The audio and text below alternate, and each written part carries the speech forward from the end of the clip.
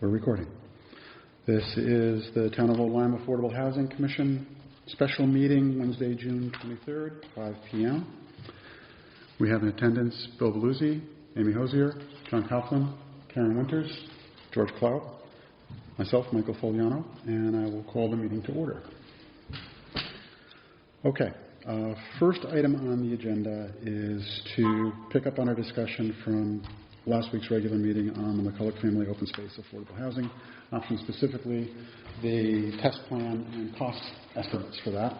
And John has been doing some work behind the scenes to identify possible resources for that in the form of technology and people. And our next step would be to go to the Board of Selectmen with a plan and a cost estimate to get some funding. Okay, so the late breaking news today, this afternoon I got an email from Amanda Blair from the Affordable Housing Commission with an offer to fund the testing, and also had identified some resources to do that. I just saw it.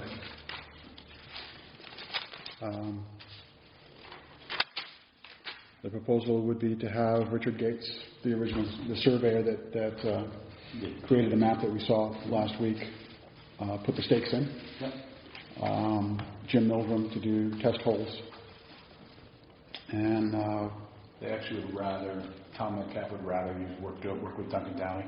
Okay. It would be less expensive for this project. And basically, the town crew also offered to do it. They asked if Tom Metcalf, they suggested that Tom Metcalf would be involved in the project when needed. Yes. So in any case, that's great. Yeah, it's about $3,000 all said and done. Tom Metcalf is engineer, right? Yep. Okay. Tom Metcalf, engineer, Dick Gates, the surveyor. Okay. He took to the sanitarian leg light today. There's one thing I'm not sure. We're going to need to check with Chris Kerr, but because it's affordable housing, there's a $150 permit per lot. Mm-hmm. So I'm not sure if we're going to be able to get it waived or not. They were going to get back to you on that. Okay, actually, I spoke with Chris. I should have said this before I even started, but Chris is not going to be able to join us tonight. Yes. He talked to me just before I got that email. So he's not going to be able to join us. He had a few questions. So basically where we're sitting now is I think we have the offer of funding for this.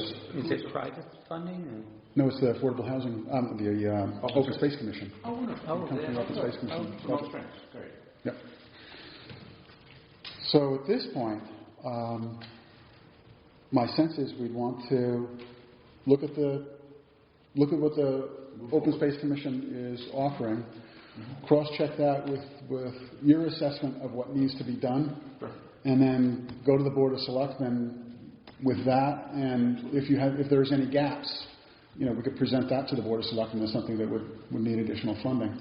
So do we have to wait until our next meeting to move forward on this, or is that something that we can? I mean, their next meeting. Can we put it on their plate? I think we could make a motion for a recommendation to the Board of Selectmen that they take advantage of this offer. Yes, that'd be great. And that they put this on their next agenda, which would be July 6th. Which is great. Then by the end of the summer, we have our answers. Yeah. Amanda estimated 4 to 8 weeks. Yeah.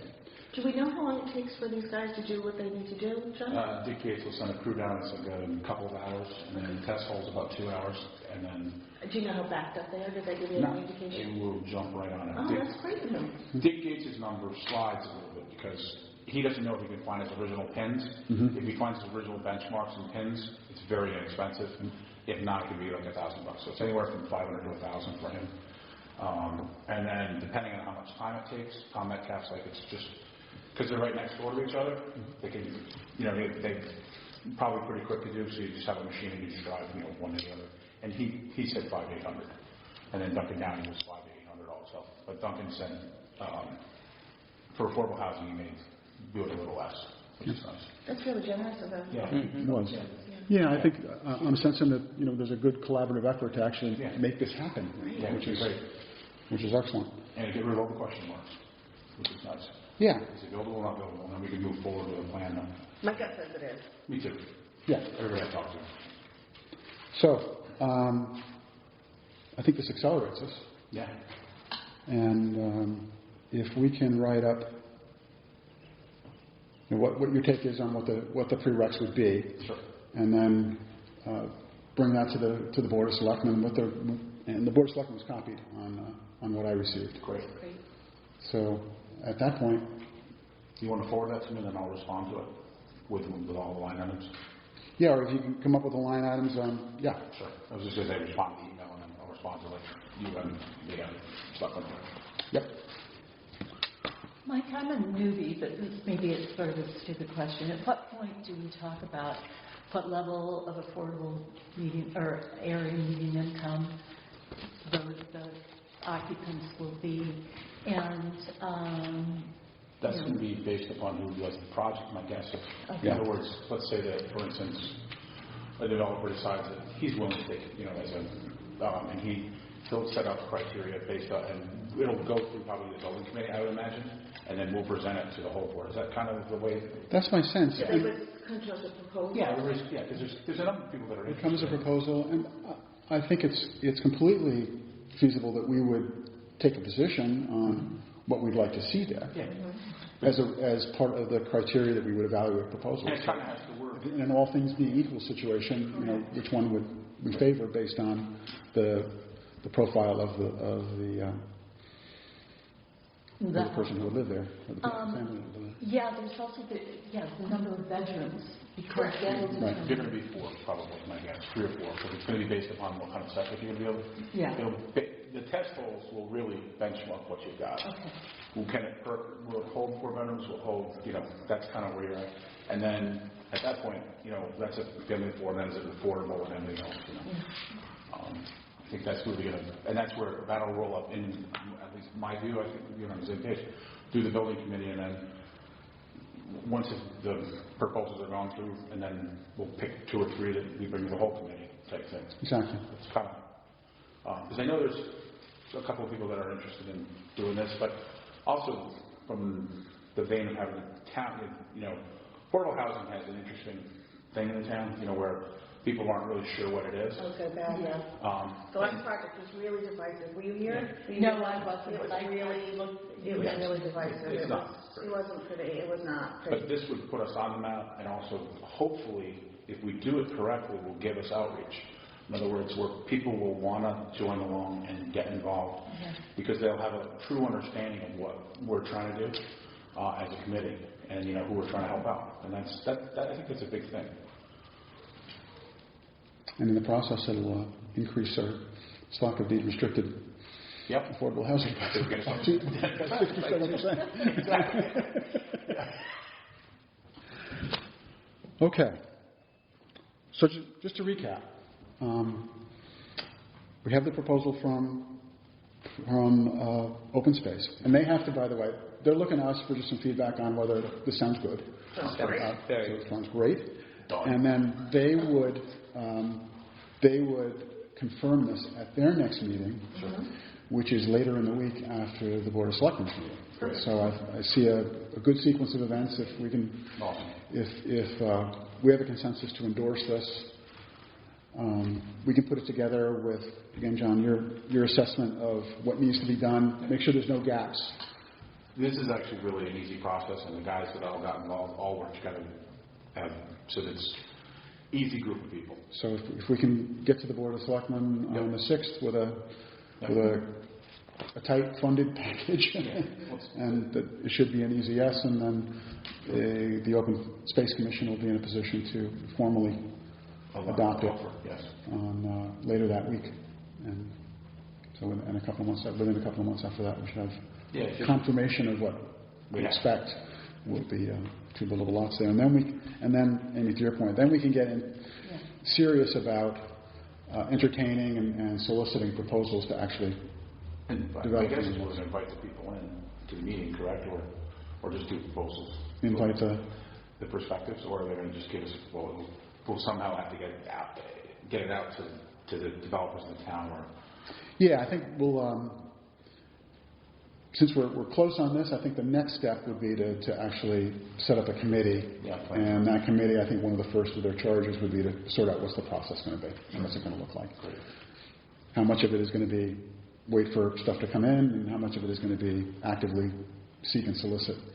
I think there needs to be probably 70% seek and solicit. I think there needs to go active. Just because there's a lot of people, as I've chatted, we're like, you can just call and dump it down, and they said, oh, affordable housing online, great, we'd love to help. We normally charge this, but for you guys it's going to be this, which is nice. So people want to help, which is good. And then I know the town's very generous. But in the meantime, we know we have at least one proposal brewing out there. Yeah. And there are others. You mean for it to develop the property? Yeah. Okay. So, all right. So to move this, we have a quorum right now. Right. We have four We have or 4 or 5. I heard from Jen. She's stuck in traffic right now and trying to get here on 95. The world's returned to normal. Yes. Somewhere on Route 95 between the bridge and East Lyme. So she's on the way. We could wait for Jen to get here and just have the full commission before we make a motion, or we could do it now. Well, the quorum might as well do it, right? Okay. I don't think she's going to have any problem. This is accepting, agreeing to say it's a good idea to have the Board of Selectmen accept the money. Yeah. Exactly. From people that hold the land. Right. Okay, so let's frame a motion here then. Sure. So let's see. We make a motion to send a proposal to the Board of Selectmen, accepting the offer For open space. A recommendation, yeah. to cover the surveyor, test holes, and engineer fees. Is that right? Yes. Those are things, John. Yeah, those are things in the excavation. Yep, and which would amount to accepting the Accept the proposal. accepting the proposal from the Open Space Commission. Can I also add at that point that we also, in that same verbiage, request the permit to be waived for the per lot fee? That's not up with us. That's up to legislate. Was it to legislate? But Yes. it's not up to the Board of Selectmen? No, I don't believe Really? so. Okay. Yep. Wow. That's Okay. what happens when you outsource. I had no idea. Okay. Does the Board of Selectmen have any sway with them? I haven't talked to Chris yet. Wow. That bomb got dropped in me about half an hour ago. Wow. Was that Patty you talked to there? Yeah. She's really nice. I like her. Super nice. Yeah. Okay, let's read that back to the points of the motion then, Okay, just so we get it right. we make a proposal to the Board of Selectmen. I would say let's make it a recommendation. A recommendation to the Board of Selectmen that we accept the offer of open space to cover the surveyor, Richard Gates, test holes, Jim Meldrum, and engineer, Tom Metcalf. And their excavator. And their Yeah, excavator. their steward of the land. I forget his name. That's Jim Meldrum, isn't it? No? Oh, it's Hamilton, yeah. Yeah, okay. Yeah.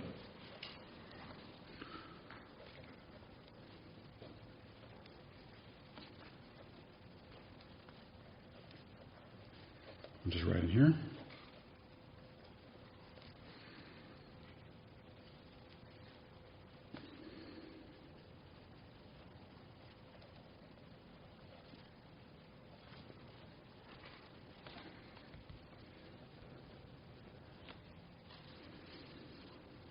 Did they put a dollar amount in their recommendation or just a flat?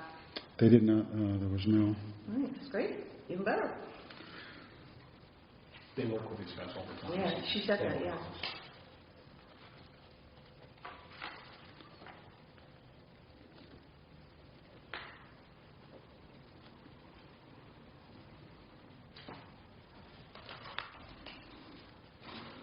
they also mentioned a soil scientist, not specifically. Richard Starsky, yes.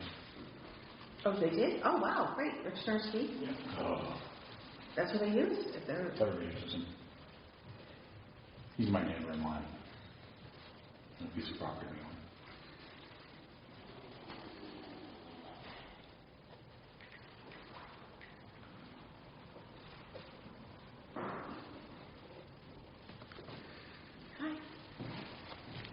Oh, Jen, you made it.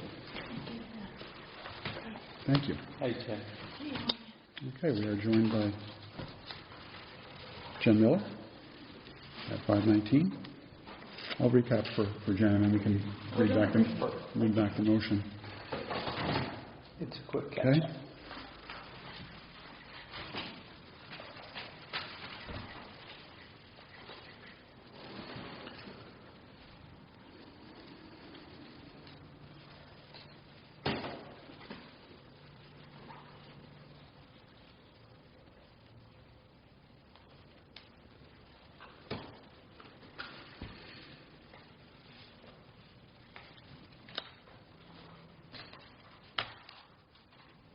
Okay, so if someone would like to, background, Jen. Late breaking, got an email from Amanda Blair today. First of all, Chris is not going to be able to join us now. Oh, okay. But he's been in contact with John and myself. Got an email this afternoon from Amanda Blair with a very generous offer from the Open Space Commission to fund the testing of the two building envelopes. Awesome. And we're in the process of forming a motion to make a recommendation to the Board of Selectmen to accept that offer. No downside to that. Awesome. Okay, so the motion would be to recommend to the Board of Selectmen to accept the offer communicated by email today, June 23rd, from Amanda Blair, Chairman of the Open Space Commission, to fund the testing of the two building envelopes on the McCulloch family open space for suitability as building lots, including engaging Richard Gates as surveyor, Jim Mildren as the excavator, a soil scientist, presumably Richard Starsky, and Tom Metcalf, the town engineer. Sounds good. Sounds perfect. Does that make a motion? So moved? Yeah. So moved. Okay. Second.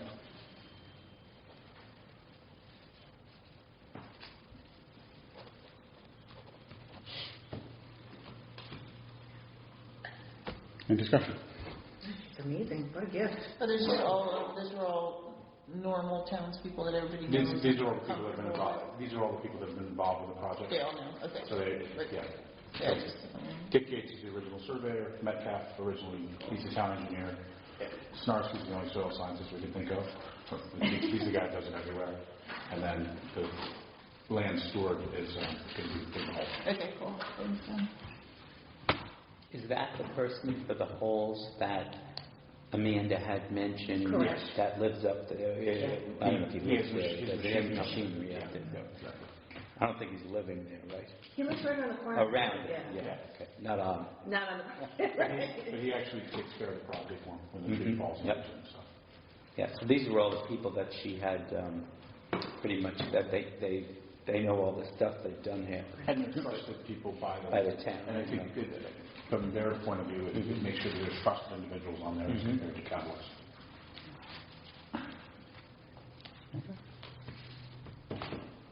Any further discussion? No. Hearing none? Ken, you're good? You kind of got catapulted into this one? No, I'm Okay. good. I Told you it was an easy catapult. Yep. wanted to be early, but I was late. Okay. All in favor? Aye. Opposed? Yeah. Unanimous. Thank you. Thank And you. so- Open space. Yeah. So, We don't have to say anything about pending their, they made the offer, assuming it would get, they said they had a meeting first, Yeah. right? Yeah. When is their meeting?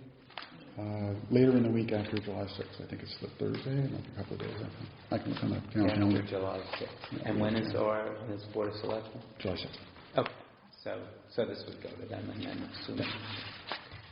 So it should be fairly seamless. Good. And in the meantime, we'll keep working to come up with all the pre-work that's going to need to be done. Did Patty say that she was going to request? We didn't. No, we're not moving forward until we get the money. We're moving forward. Oh, she's going to look into the fee waivers. Yes. Okay. That's fine. I will call Christopher tomorrow and ask him. Find out. I didn't get a chance to call today. And there was also a discussion of some potential legal fees last week, so it would be good to be able to go to the Board of Selectmen on the 6th with a package and saying this is the work that C needs. For this part, we wouldn't have it. We wouldn't. I was saying when we go to the Board of Selectmen, have a package. We're going to need to do some testing, and this is what it entails, and this is how it would be funded. Sure. And there might be some legal fees, and that's not funded right now, so that... I think the legal fees will happen when whoever the developer is, they'll have to do it, so it won't be a charge of us, but if we pick whichever the individual is to develop it, they're going to have to create deeds and do all the stuff. So that's really outside of our purview. What's the timing of the soil test, the perk test? As soon as it gets allocated, then they can, they'll schedule it, and they'll do it. So we don't know. They said estimated 4 to 8 weeks. Yeah, 4 to 8 weeks. 4 to 8 weeks, okay. Okay, so we have a recommendation for Board of Selectmen. We've got a timeline. So if we have all this information, then we can do what with it? That's what we need to find out. We find out if it's buildable or not, and if it's buildable, then we actually go. Then you can go solicit proposals. Well, we have to do the water also, right? These guys are going to tell No, us. that's all it takes. This is the perk test, right? No, I mean, can we have to... wetlands? That's a soil. Yes. That's a soil science. It's just all the same. It's Rich Snarski takes care of that. Oh, okay. So once these come back and they're positive, they're perks and the soil scientist passes it. They're built in lots. But if something comes back and fails, then it moves open space and we try to find somebody else with some land. Yeah. Okay. Yeah.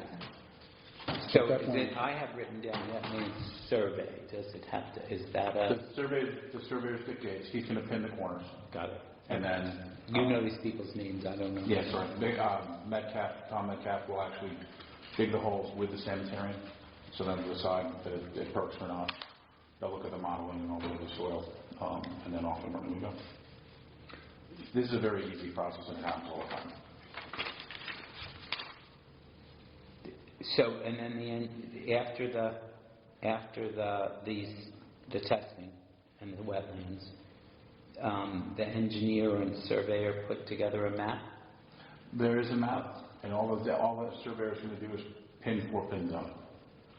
The next phase, when the developer gets it, they'll create topos, topography map, but it's out of that'll be in their package. But is that done before we? No.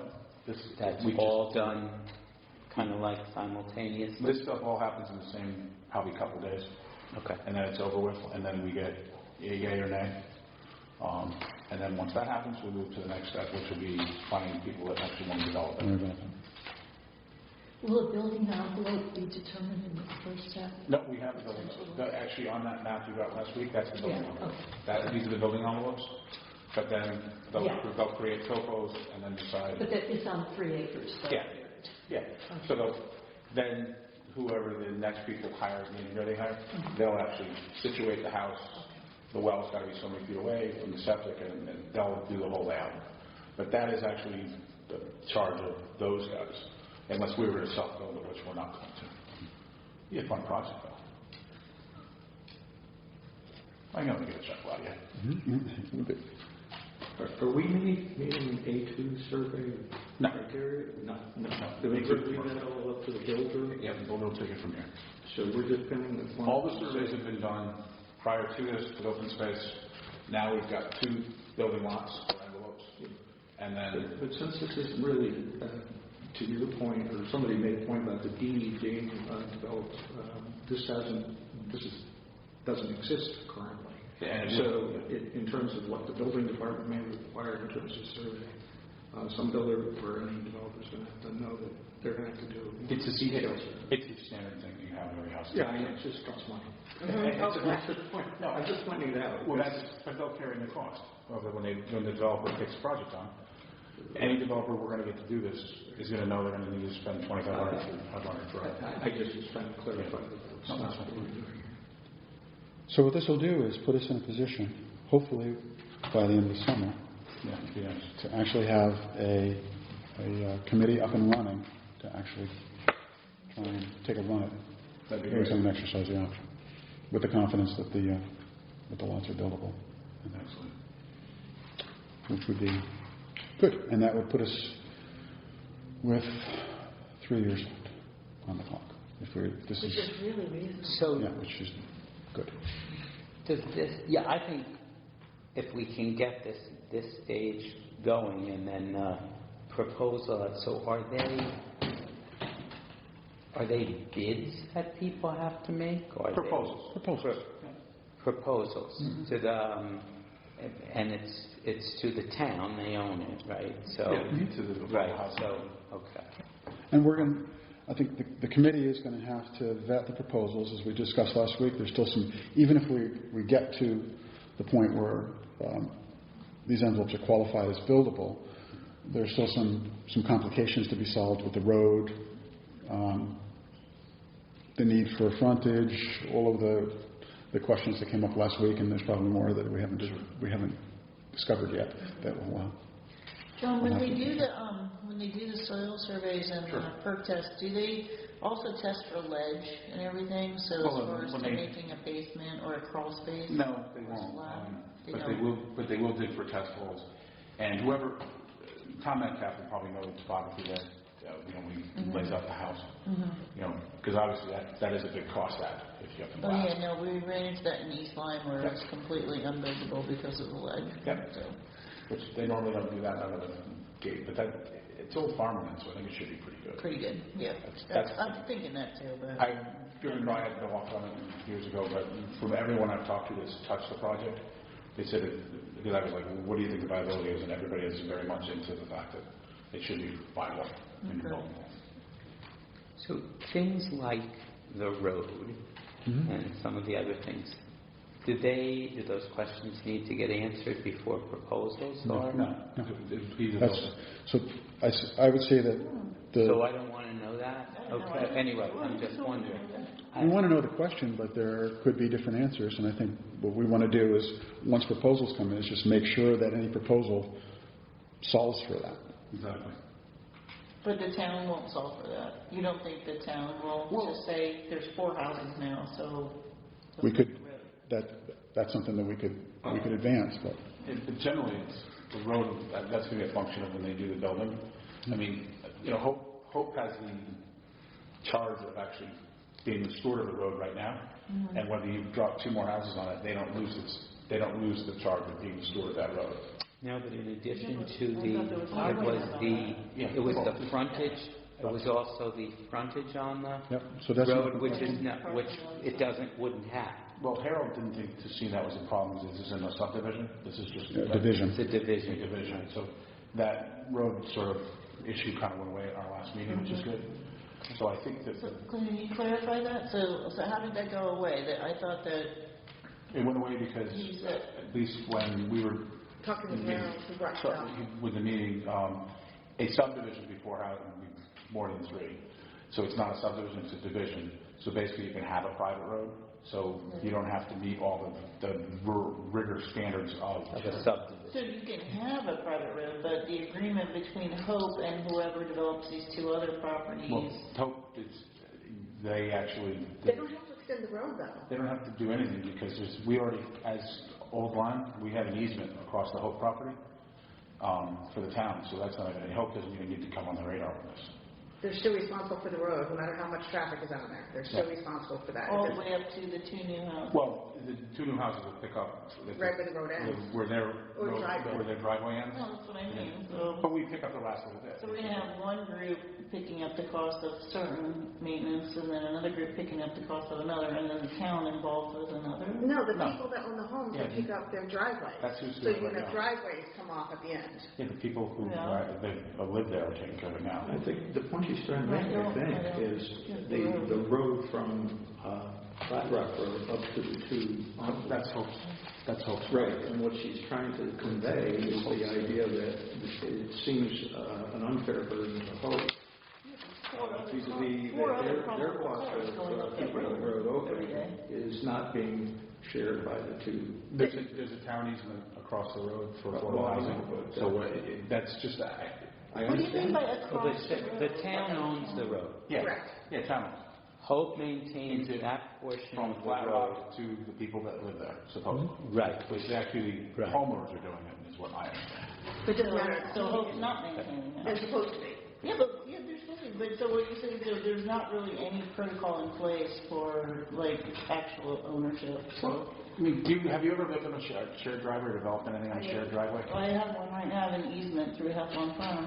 Okay, but usually when you build, The 4 other cars don't drive up my driveway every day. So But, where we're sitting right now, this is all hypothetical. exactly. Depends on, so a lot of it depends on who goes in. So we have time, right? So But it could happen. Could. It could happen, and you're still responsible. if I was the first Hope guy house, like I would, and then you see, let's say 2 cars per family, right? So four more cars of traffic every day coming up and down this road that I'm now liable to maintain because Hope's not maintaining it, as you just said. So, But and you're an that's a feature of rural affordable living, house, unfortunately. Yeah, but it's not a feature of affordable I housing. think what she's trying to make, you're objecting to, is that you're putting the additional cost burden on affordable people who are trying to develop affordable housing. Okay, so in a sense, is there a way of transferring some of that cost or mitigating it by sharing it with the parties? But I don't think... Rather than saying that, oh no, Right, I understand. you by a previous agreement agreed to develop those 2 properties and maintain that road. Yeah, but then you're now putting all this traffic. But I don't think that's our responsibility to manage that. I No, think that... that's not developers. I'm not making her argument. I'm just clarifying what her argument Sure, but again, that That would is go. my argument. That'll roll to the developer. In other words, whoever develops this, they're going to have to come up with a plan. Is there absolutely no way that the town would take responsibility? That may be an option. I think We're ahead of things. Yeah, we're getting ahead of ourselves. And when we have proposals on the table and we have the parameters around it, we can look at what a workable solution might be, and the town might be a party in that. It's really unfortunate. I have a shared driveway, and there's been issues in the past, and everyone's idea of what's acceptable maintenance is different, and it's problematic.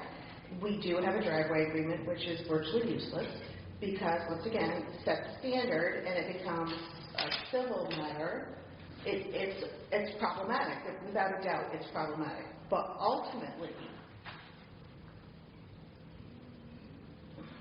it's Hope's responsibility because they have the easement to maintain the driveway. My house is the last one on the driveway. Yeah, I think that Hope probably looks at it as a road, not a driveway. And they only have the responsibility to maintain it up to where they have maintained it, I would think. They didn't continue to plow it in the wintertime or shovel it beyond what they had.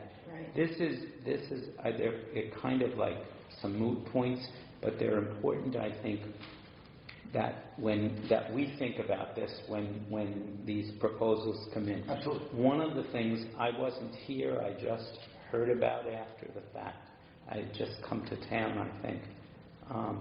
But you'd hate to have something, oh God, they knew all the time that you couldn't use this road or that anything would impede the process unnecessarily. So I don't think we can prevent all of that now, but it seemed like from what Amanda said, there were a few things and there were a few areas where we might be able to get some assistance, whether it's in fee waivers or waivers of certain requirements. I forget what some of those other things are. Yeah. But you're saying that basically that all gets worked out when the proposals come in. Yeah, we'll have to look at the particulars. I mean, in my mind, I'm segregating this into 2 piles: showstoppers and not showstoppers. Correct. I had the road and the not showstoppers. I agree. Right. Not being a buildable lot would be a showstopper. Not to be a real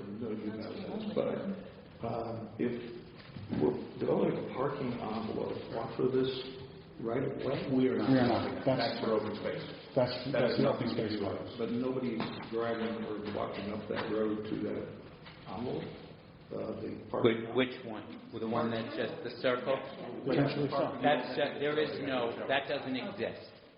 There is no parking there. They actually have the ability to put They have the ability, they talked about doing that. The parking right now is on the edge, on the end of the road, on this Flat Rock Road ends in this, that little dotted thing is a cul-de-sac down here, right? You ever drive down, there's a big cul-de-sac. And that's where the parking is. And that's where you enter the open space. And what Amanda said, look, we're not saying that nobody ever walks on that road, but that is not the path, the trail. Right. Nor is it the path. Yeah, it's like a kiosk type thing they had set up. It's far away. And it's not part of the...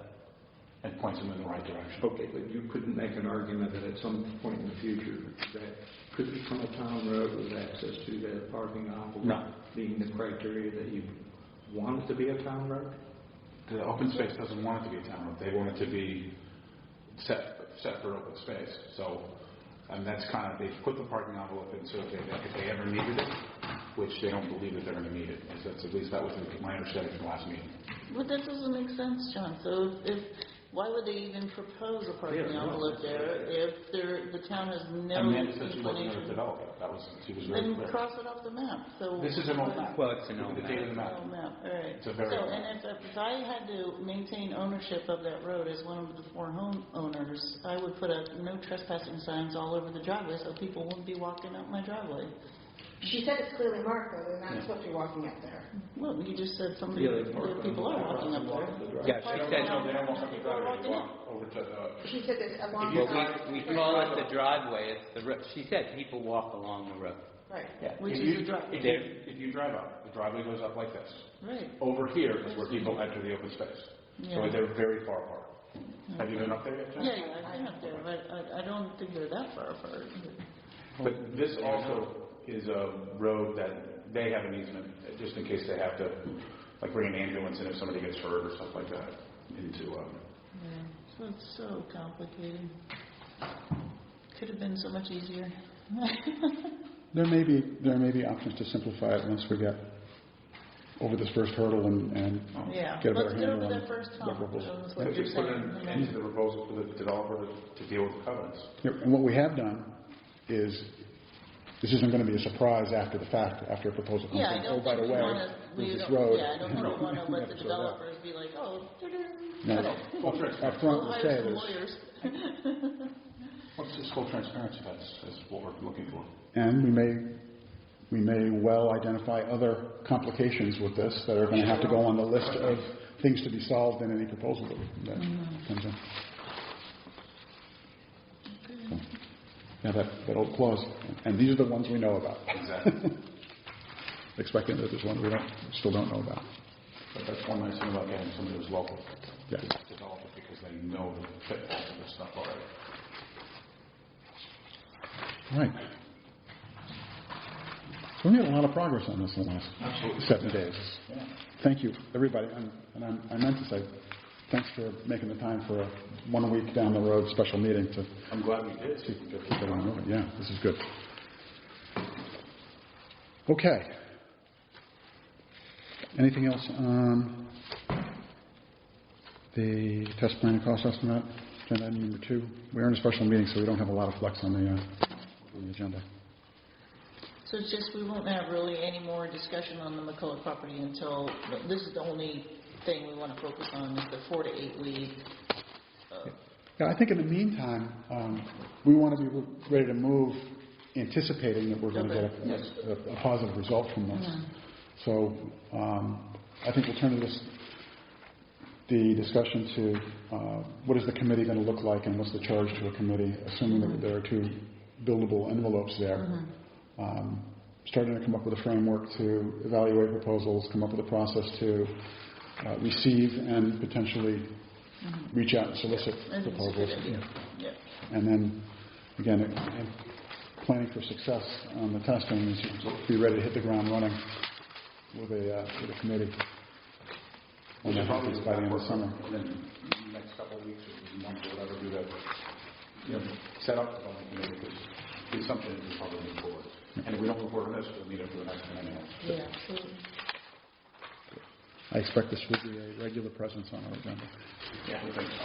And hopefully we can get to the point when there's a committee working on this, and it'll be more of a report out. At our regular monthly meetings, it'll be a report out from the committee. So if we have a few minutes, do you want us to just sort of discuss the construct of the committee as far as like who beyond? Not on the agenda, so I'm going to say no, that wasn't. Okay. So for tonight, Next meeting. next meeting. Well, I think we definitely should have like a developer and a builder or those types, and a select person. Okay, so Maybe not. You really know. Time. They got a lot of committees around. we'll take that up at our July meeting then. All right then, moving on to 3. The grant opportunity. All right, so where we left off, we have the opportunity to apply for up to $15,000 in funding from the Connecticut Department of Housing. Mm-hmm. Are we doing this in this meeting? This is with Robert's agenda. I'm sorry? Yes, it's on the agenda. Okay. Yes, on the agenda, number 3. Just briefly, just an update. We have queries out to the Department of Housing, DOH, to Lower Connecticut River Valley Council of Governments, because we want to dovetail our funding strategy with the regional plan that's going to include a housing needs assessment. And we have one more query out to the Board of Selectmen, because we also need to dovetail it with our current budget. So far, unless you've heard something, Jen, I have not heard anything back. So we're still not in a position to apply for the grant. That's unfortunate. It is. So I have a proposal to move this forward. At our last meeting, we had talked about asking the Board of Selectmen to pass a resolution and kind of give us a blank check to move forward with submitting the grant. I think another possibility is for us to pass a motion to recommend to the Board of Selectmen that the town of Old Lyme apply for $15,000 in funding from the Department of Housing, and give them the discretion to adjust the particulars within that $15,000 based on the feedback we get. And that could put us on track to get this in front of the Board of Selectmen on the 6th of July with our endorsement, and then they could go straight ahead to submitting the application, which is going to have to come from the Board of Selectmen anyway. I'm intrigued. I wonder if that would make it seem less favorable or more favorable coming from the town as opposed to us. I know it comes No, it comes from the town. It comes from the executive anyway. Okay. Yeah, it's And I've looked at what other towns are doing. It all comes from the Board of Selectmen. Okay. Yeah, so that would enable them to fill in the blanks. They're going to come back and you're going to fill in the blanks, but at least Yes, but if we get the process. If we make a recommendation, they apply for that the town applies for $15,000 in funding. That'd be great. And with the final budget distribution to be determined based on consultation with Department of Housing, with RiverCog. That is a great idea. And then basically we keep the ball rolling. We'll still work on it. Prep to get in front of the... Well, this will other be won't miss the opportunity. Yeah. This opportunity is probably going to go pretty. So if they approve this, let's say on July 6th, and let's say we have all our answers by July then 7th. or July 7th, they just fill out the paperwork, stamp it, and that's the resolution will have already been I mean, approved. ideally by the 6th, we'll have the answers we need and everything will be filled out. And then it's a matter of the Board of Selectmen adopting a resolution, which they have to do in order to submit the grant. So does the resolution, that's what I'm saying, the resolution is just going to authorize them to apply or to submit, or to, you said that because you have to attach the resolution, right, to the grant? Yeah. So, Is that the resolution that will happen on the 6th? Yeah. Okay.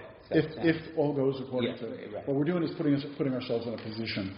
So what I'm proposing is we put ourselves in a position to do the 6th and not wait until all the I's are dotted and T's are crossed and we hear back from everybody. And as much as I'd like to believe that everybody out there is just waiting for us to call and answer our questions, I expect they have other things to do. It's summertime. And That'd be great. so, I actually, I wrote down some words for this as a draft. Someone like to have a look at it And read it to you? I'll read the draft motion and then we can. So, the motion I drafted is that the Affordable Housing Commission recommends to the Board of Selectmen that the town of Old Lyme apply for a 2021 Connecticut Department of Housing Affordable Housing Plan Technical Assistance Grant Round 2 in the amount of $15,000 with the final budget distribution to be determined based on consultation with the Department of Housing and the Lower Connecticut River Valley Council of Governments and the discretion of the Board of Selectmen. Sounds great. Okay, if someone would like to Read that. Go ahead, John, read it. Okay. Move it. You want me to read I can wear it? my glasses. Or I think since I've read it, so moved would be in order. Yeah, can we do that? So moved? So moved. Okay. Second. Second. So a question. So Okay. Discussion. yeah, in the process of Robert's rules and whatever, does this not need to go before our 6:00 meeting? And so we're proposing it to. It's one the meeting. full- I put the agenda together as one meeting so we could just be continuous. Oh, I thought this was the 5 o'clock. No, I did this as No. no. I did the agenda so we could do this. Okay, all right, roll with it. So you rolling only applications, missed so- I only the missed 5 5 o'clock minutes, meeting so was we're- 15 minutes. Oh, okay. I And missed we the got to timing that of far the because we meeting. got the grant money, or not the grant money, we got the money from, Allocate half an And hour. so nobody Offer. else is coming tonight at 6:00? No. No, and not the public or anything? maybe, but it wasn't advertised, it was advertised Yeah. for 5 o'clock. Yeah, for 5. Yes. So there's a lot of time. I know, I missed that. No, I thought that's why when we were saying Okay. before, do we... Any further discussion on the motion? This is so we're going to be... Okay. Do you Done? want to... Is this on the motion? Yes, Okay. yes. Do you want to outline... Well, I guess it's not technically on the motion. Okay. I'll wait and ask it after. Okay. Any further discussion? Hearing none? In favor? Aye. Opposed? Same? Tremendous. Okay. So- My question about it was going to be, and it's related, but I don't know if it's not the motion itself. Do you want to just review what you thought were the amounts or the percentages? I guess you did it in percentages, or you don't think we should even bother with that? Yeah, so assuming that our feedback from RiverCog is that if we apply for this grant, they're still going to cover us for the Data. housing needs analysis, then just an estimate would be roughly 1/3 for data analysis and 2/3 for community engagement support, because that's our gap. And then the 2/3, though, we may have to just divide with, since they do printing And we may need to- publication, or Right, that so- printing publication, that also includes any communication. So that 1/3, 2/3 is in a functional context, and then we'll have to figure out how that actually breaks down into the line items. Okay. And Well, that's the only one that... another component of that would be if there is any funding from our budget. We have a small budget with the town that would be applied to this, and there's also a spot on the grant application to note where any town funding would be applied. Is that more or less to show some that, in other words, you still want the whole 15,000? Absolutely. Let's Oh, yeah. say the town is going to, let's just say we have $1,000 for public, Right. printing, all of that stuff. Then we want to, and 1/3 is 5,000. We want to ask for the whole 5,000. We Yeah, say so our then the costs total- are 6,000. So the total we budget want then would to be 16,000. Okay, got it. So hopefully over the next next week, we can have this essentially filled out and done. And then we would just move it from there. Okay. Any more discussion on the grant? Just, was the little subcommittee, you and Jen, for that? Is there, so we're not going to meet again until... July 21st is our next regular meeting. Right. So if all did go well, we might have the grant all done and in. I really hope so. Right. So is there any input that would be needed between now and then, or any manpower, people power that's needed to? I think there's so little to do. Yeah, I think it'll mostly be working. Okay. It seems very generic, the template. Yep, it does not seem. The feedback I've gotten is this isn't feedback I've gotten from people who've seen this. Apply for it. And This is easy. Yeah. So basically, if you look at the application, it's filling in the names and the numbers, the particulars of who's applying, and then the rest and the rest of the application is the budget. I'm assuming the Board of Selectmen will appoint you as the official administrator under. Actually, I believe it has to be... It'll be an executive, so it'll be... There's the top level would likely be the first selectman, and then the second level would be the... Actually, the way I've seen it is... Or Board of Finance? Or us. Okay. Oh, Me, probably. Oh, that'd be great. So managing the grant, so the person who's accountable for the grant would be the executive, and then the managing the grant would be... But you'll still have to go into the Board of Finance to get anything approved. Yeah, it says identify the individual who can sign the grant application and administer the grant. Yeah. Great. Yeah, I didn't want that to be a surprise that nobody knew who to put it in. Yeah. Michael volunteered.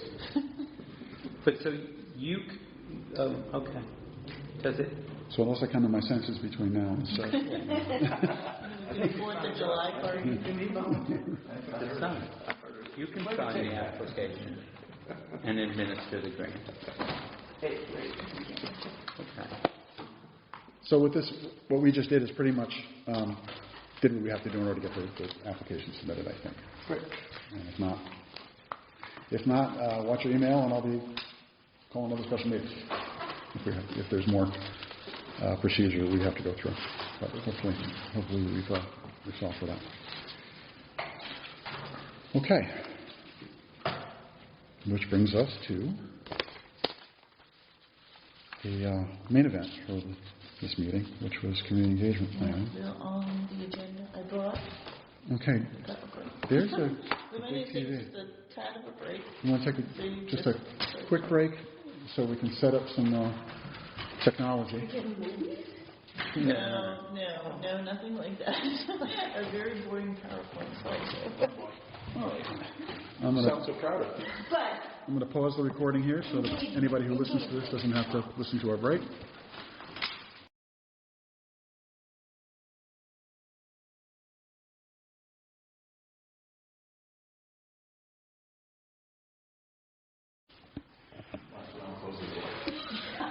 Okay, we're moving on to agenda item number 4, which is community engagement planning, and Jen is going to lead us in that discussion. So, this is kind of a PowerPoint thing, but I hope it's just a starting discussion, about community engagement. This isn't going to solve anything or create a plan or communication, dialogue, or anything like that, but I wanted to get up some thoughts about how we should approach community engagement in Old Lyme, and capitalize on things that have already been done. So, let's see, next is, so we've got an objective, we've got some current perceptions, which we want to get everybody's, build on the thoughts we already know from the exploratory committee, and things we've heard maybe on Facebook, or things that you've heard in the communities, and do a little brainstorming session there with a question mark. Housing options, just to kind of re-engage about what all the types and the diversity of housing are. It's not just affordable housing is Section 8 motel housing or, ADUs or something, but there's a few other options. The purpose of engaging early and the benefit of engaging early, even though our committee's report is not due until next June, a year from now, there's a massive amount of benefit in engaging early. Then we want to target our audience, like who are we engaging? So we don't want to just go out there with a mixed message to multiple audiences. We want to target our messages to our audiences, and we'll do a little brainstorming around that. And then tap into resources that are already out there. As the Exploratory Commission knows, like people have already done this in Connecticut and elsewhere in the United States. And so there's a load of resources already out there, material. I've swiped some from other people in this, you'll see. And then talk about next steps, and then, in this timeline that we have today, maybe we're not going to get to everything that we need to do. So that's kind of the outline. There. So, again, so this is just kind of fun. If we have time, I just kind of thought we might be able to get to some discussion of key messages or our schedule or mediums and forms of communication, but that's really secondary to understanding what we're looking at right now today and what our audience is that we want to look at for tomorrow. So, kind of Michael and I kind of had, and Tom Ortoleva had these things from, so Tom's experience with Hope, he had 4 myths, the top 4 myths, that affordable housing drives down property values, it looks cheap, it's a burden on taxpayers because of increased school enrollment, and it brings crime into the area. And then from Michael's experience already with the last year of the Exploratory Committee, he's heard that there's plenty of affordable housing in Oakland. We don't need to build any more. So, and I'm just giving you example facts. These are just by no means,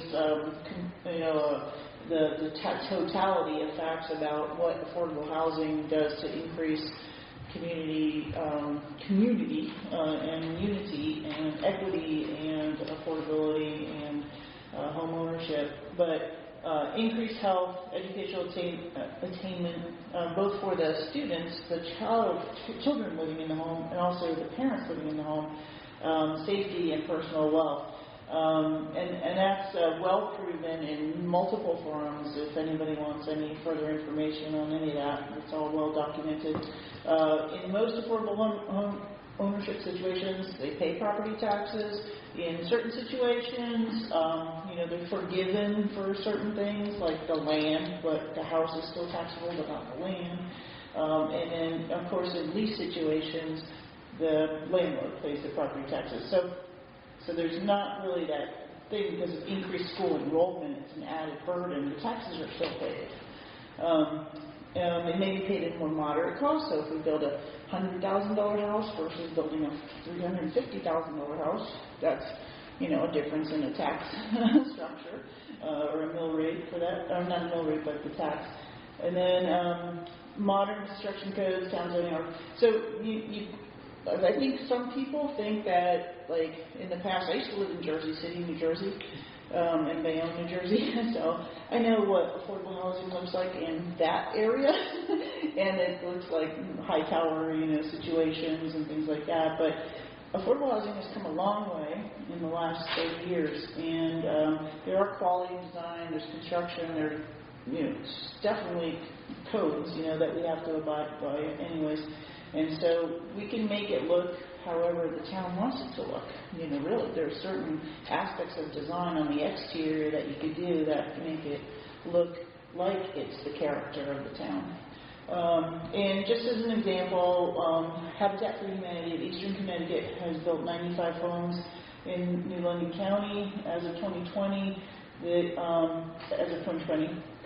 Should have said it, they will have generated $12 million in taxes.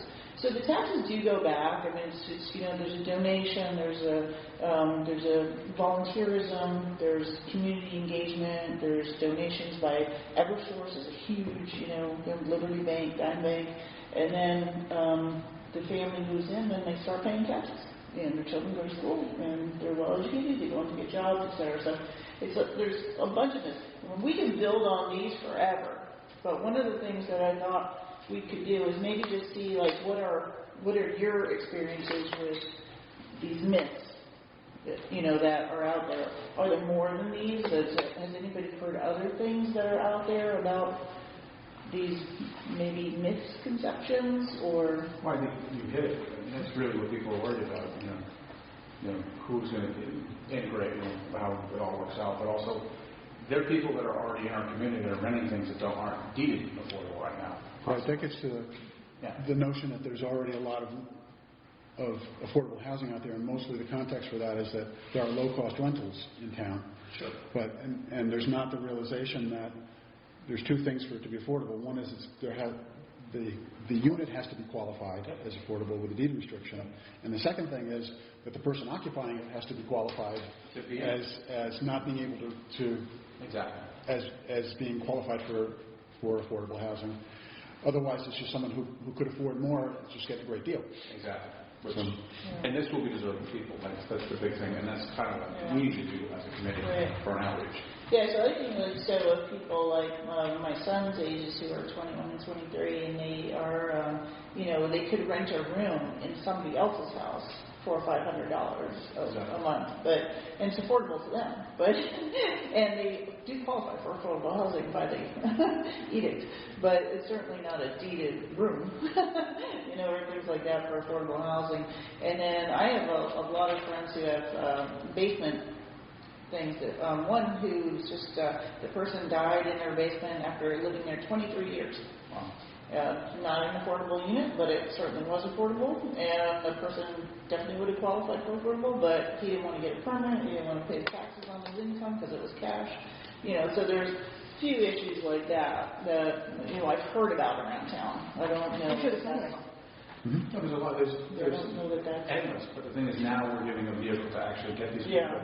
Because I think one of the big things is keep the kids, they go to college or whatever, or go to work, and so they can come back to town and they can actually, bring their talents back, and as compared to, you got to live in Deep River, or you can move to Boston, outside of Boston, a lot of that would be good. Well, and that's another thing, though, too, because just because you have a rental property doesn't mean you want to deed restrict it. No, you can't. You wouldn't. Why is it advantageous to do that? Yeah. Because you only get a 10% appreciation on deed restriction. In other words, like if it's affordable, you're only going to be able to sell it for 10% more.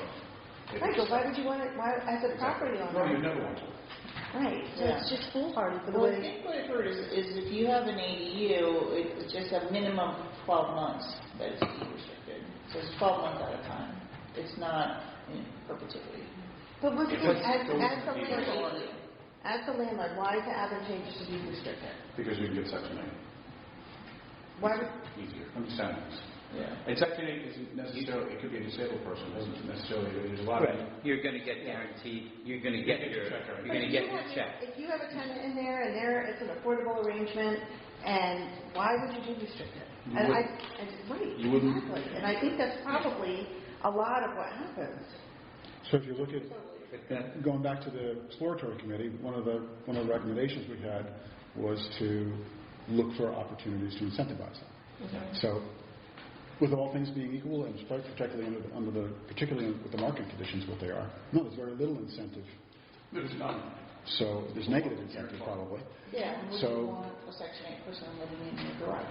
So if it's there's a different. This is going to connect to our strategy, but our strategy incentives might be part of it. So recognizing that there are units of housing out there that may, based on just the cost, would otherwise qualify as affordable. Are there incentives and ways to turn them to qualify just have them qualify affordable units? Yeah, like maybe the town would give that floor space a tax abatement or something. Yeah. Something to think about. Yeah. What, and I know this is somewhere, what do we have in affordable housing currently? We have 82 units of affordable housing. 82 units? Yeah. Does that include of which 63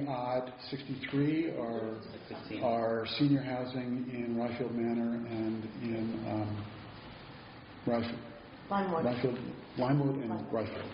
So 63 of the 82? 63.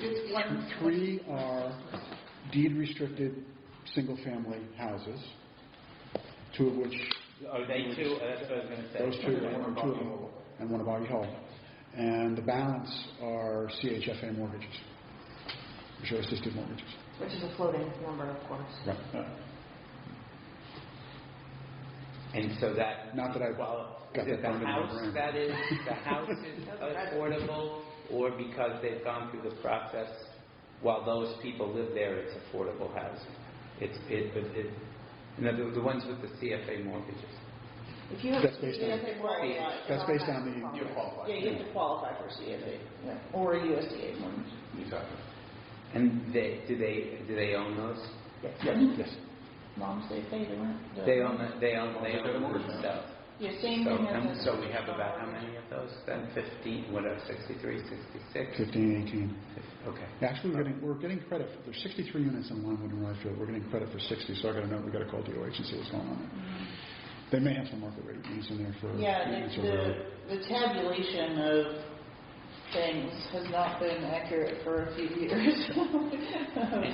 and one other general question, because it came up before. What is our on ADUs in Old Lyme? How many do we have? What's is it difficult to do? Easy to do? Difficult. I think it's difficult. I think from a permitting perspective that it has been rumored. I don't know firsthand knowledge, but what I hear is that I would never get a permit. I mean, you're putting somebody in your basement or your garage or your attic, and if they don't have X, Y, Z, A, B, C, then you're not going to get a permit for that. So they don't tell anybody. Okay, but what about because in the Affordable Housing Commission in Lyme, they said they worked hard on the ADUs. I think my words don't come as quickly as they used to, and that it's made some difference, especially in trying to say you're kind of marketing your plan as this is not just bringing people in of different backgrounds and colors, and it's also affordable seniors that can't keep their home, and young people that can't afford to work. And there's a lot of those. And to expand the definition of people's understanding. I've been in touch with Tim Heldinger, who's the chairman of the Lyme Affordable Housing Commission. Would you like to invite him in to talk about what they're doing with ADUs? Because ADUs are central to the Lyme. And it's central to in a lot of places they talk about that, but the thing is, something like that would also be good in terms of the engagement that we do. I mean, that's a phase of it, but it would be, I think, very advantageous for us to talk to. It's interesting. I did go to one of the Lyme Affordable Housing meetings, and they were very agreeable to have visitors too. So the flip side of that is that we could go as they're very welcoming and happy to answer any of our questions. And I went to that out before this commission was established. I was just curious about how they were successful, and I wanted to know how they did it. And they were very agreeable. And I think what Steve and Tim have done with their outreach, as far as in particular the ADU letter that they sent out, was just saying, this is what it is, and this is what you might get in income, like it's capped, obviously, it's capped, at a certain rate, like I think it was $13.81 or something a month, and, there are certain standards that have to be maintained, but would you be interested? And they were just trying to do more like a survey of trying to figure out by there was the town assessor, or I forget who it was that identified these particular people that had these maybe possibly ADU type dwellings that are available, and they just sent out a survey letter to them saying, like, would you be interested in doing something like this or not? I don't know what the response to that Tim got was, but that would be something that we should follow up on for sure. They've also done a good job at unwinding some of the complexities of the deed restriction timeline, which is different. I think there's two different ones for ADUs. One is 10 years and one is for the 1 year for the duration of the lease. They have to do a lease for 12 months. And they're less minimum than 12 months. But in general, it's less than the 40-year, 40-year that goes with a detached single dwelling. Yeah, if you sign up for an ADU, it's a minimum of 12 months, but I don't think there's anything that says you have to do it longer than that. But it's not the fixed multi-decade one. Right, not 30 years. Mm-hmm. All right, so we're pretty happy with these kind of, are these maybe, and we can add to this later if you guys think of or hear something else in the community. Yeah, I think that's a good overview of what's out there, really. I haven't really heard the one about increased crime, really about affordable housing bringing increased crime, but I've seen all the others. I think that was more with the Hope Project, and that brought all the people in the middle school were saying those kinds of things that they were, to solicit people from different areas into town was problematic. Yeah. I believe Tom has some data too from Ferry Crossing over in Old Saybrook. Perhaps, that really gets at a few of these. I forget the number he said, but they had relatively few new students came in. I remember him saying that. Yes. Ferry Crossing, and if you've seen Ferry Crossing, it's a nice looking. It is. Development. Yeah, and if we think back about when we were doing the committee, the exploratory committee, and Mark Guidebook, 244 proposed unit place with maybe 64 affordable units. There was a big uproar on Facebook. And it was about, all these kids are going to be going to school here. I was like, well, they all pay taxes. So the landlord pays taxes. So I'm not really sure why. And Jen, you can speak to this since you're on the Board of Ed, but you're actually soliciting tuition students. Our problem here is maintaining critical mass. Students now that are paying tuition to come to us from other towns.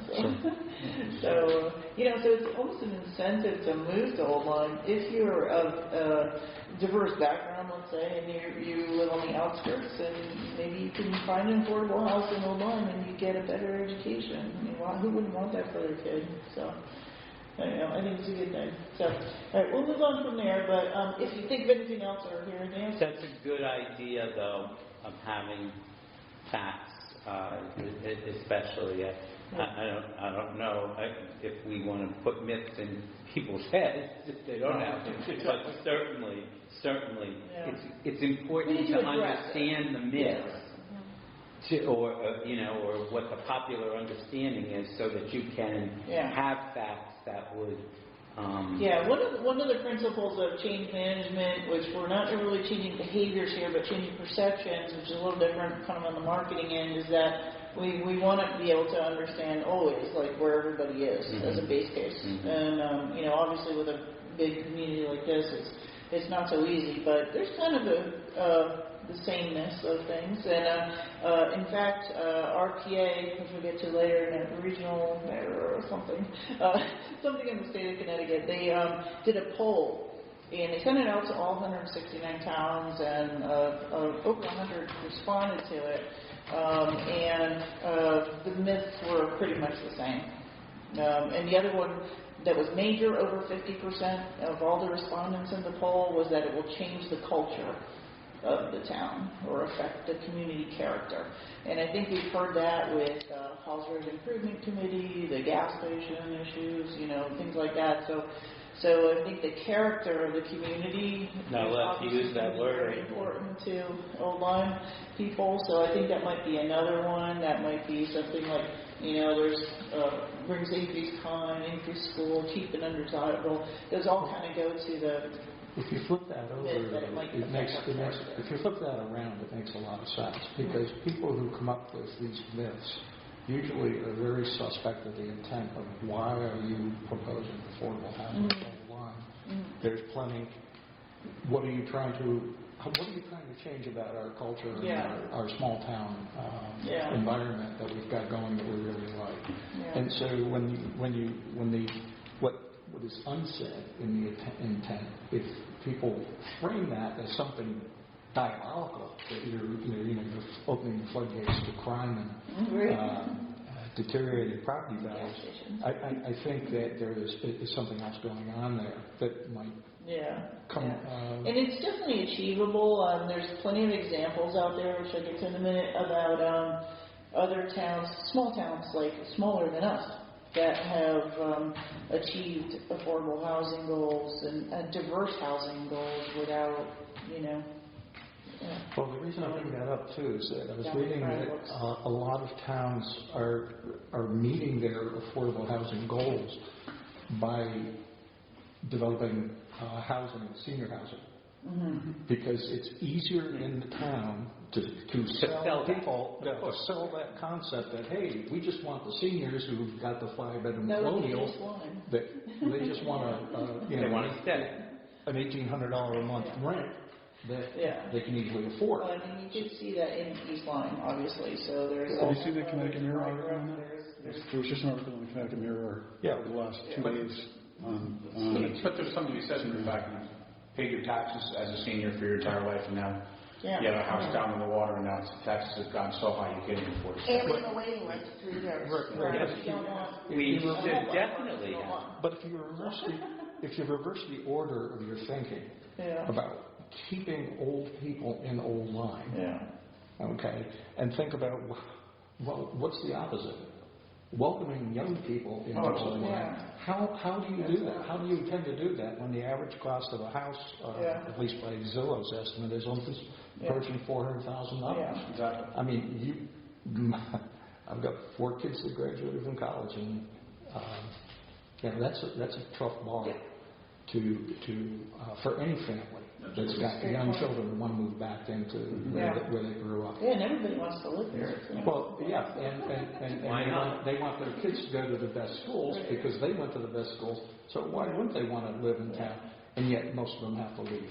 Yeah, exactly. Or live with mom and dad in the basement. Is there any misperception out there about demand?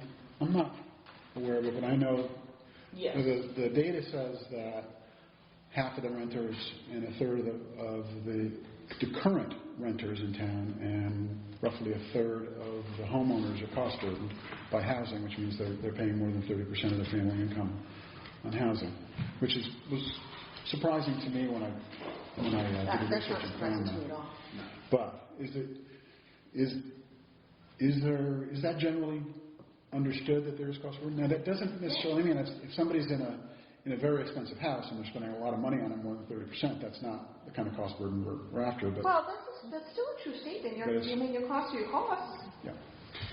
But for affordable, it would be for folks that were within the income limits that would qualify them for affordable housing. We've seen so much activity recently this year, about people requesting, like, does anybody know who's renting a 2-bedroom? Does anybody know who's got a 3-bedroom? I need to keep my kids in school. Well, just to be able to stay. On social media, people are going on social media and just requesting, like, anybody know anybody? The realtors can't help me. Does anybody know a friend? That's a function of COVID, where people came here rushing out of the cities.